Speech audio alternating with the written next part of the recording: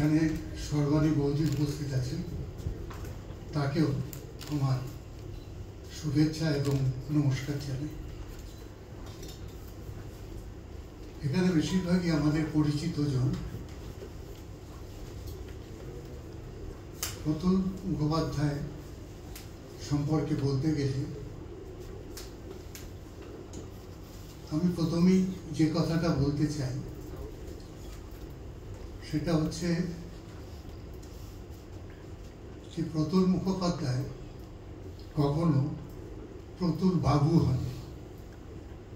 প্রতুল বাবু বলে তাকে কেউ কখনো ডাকতেন না। আমি একবার ডাকতে গেছিলাম, তো আমাকে ধমক দিয়ে বললেন, এই তুমি আমাকে বাবু বানাবে, এটা করতে যেও না। আমি সাধারণ মানুষের লোক, প্রতুল মুখোপাধ্যায় ঠিক আছে, মুখোপাধ্যায় বাদ দিয়ে প্রতুলও বলতে পারে, কোনো অসুবিধা নেই। এই মানুষটা সারা জীবন যা করে গেছেন আমরা তার অনেকটা জানি না। আমরা যা জানি সেটা তার জীবনের একটা অংশ, একটা খণ্ড, গানের জগৎ। প্রতুল মুখোপাধ্যায় তার জীবনে গানের থেকেও সংগ্রামকে অনেক বেশি ভালোবাসতেন। শ্রমিক, কৃষক, সাধারণ মানুষ যখনই কোনো লড়াই সংগ্রামে অবতীর্ণ হয়েছে, প্রতুলদা খবর পেয়েছে। খবর পেলে তিনি আমাদের বলেছেন, এই ওইখানে যাওয়া যায় না, আমি যাব। কখনো কখনো নিজেই চলে গেছে এবং সেই আন্দোলনকে সমর্থন করেছে। বেশিরভাগ সময় আমরা তাকে দেখেছি হাস্যমুখী, কিন্তু মানুষ তার ভিতরের যে যন্ত্রণা, সেই যন্ত্রণা আমরা সবাই উপলব্ধি করতে পারি। তার যন্ত্রণাটা হচ্ছে মানুষের জন্য, যে মানুষ, মানুষের মুক্তি, মানুষের জীবন, তার সেই জীবনটা কিভাবে মানুষ চালাবে, এই যে তার সংগ্রামী মনোভাব। আসলে প্রতুলদা ছিলেন একজন বিপ্লবী মানুষ। তার সারা জীবনটাই রাজনীতির সাথে একেবারে অঙ্গাঙ্গিভাবে জড়িত।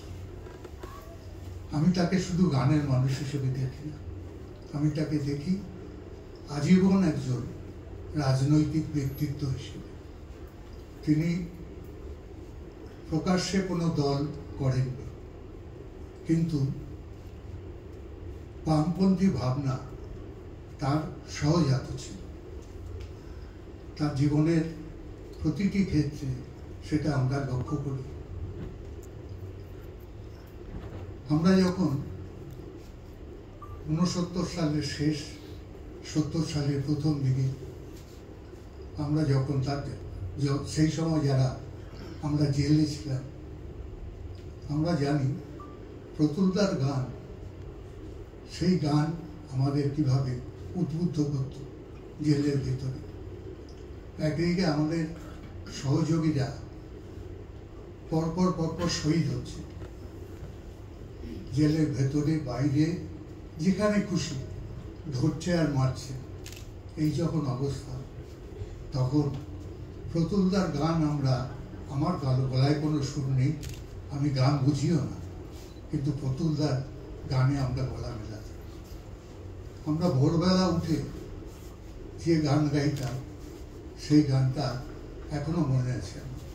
ভারতের গ্রামে গ্রামে মুক্তির সংগ্রামে লাখো লাখো কিষান, এই যে গানটা, এই গানটা আমাদের সারাদিন একটা উদ্দীপনার মধ্যে রাখত, যে এই গানটা বলছে আমরা জেলের ভেতরে আছি, কিন্তু জেলের বাইরে যারা আছে, বিশেষ করে কৃষকরা, তারা এখনো সংগ্রামের মধ্যে আছে। এবং এইটা জেলে যারা কষ্ট পাচ্ছে, জেলের বন্দি জীবনে, তারা এইটা মনে করে।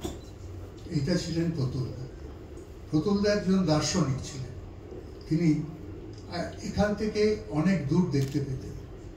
এই যে ধরুন লড়াই করো গানটা, এই গানটা হচ্ছে আমাদের উদ্দীপনা দেওয়ার জন্য, যে কতদিন লড়াই করতে হবে, কতদিন এইভাবে জীবন কাটাও।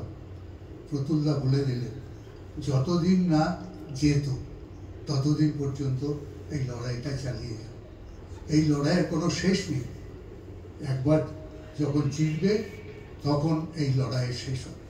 অর্থাৎ এক কথায় বলা যেতে পারে, এর থেকে তো বিপ্লবী কথা আর কিছু হয় না, যে জীবনটা হচ্ছে সংগ্রামে, প্রত্যেকটা অপমানের বিরুদ্ধে সংগ্রাম, অধিকার হরণের বিরুদ্ধে সংগ্রাম,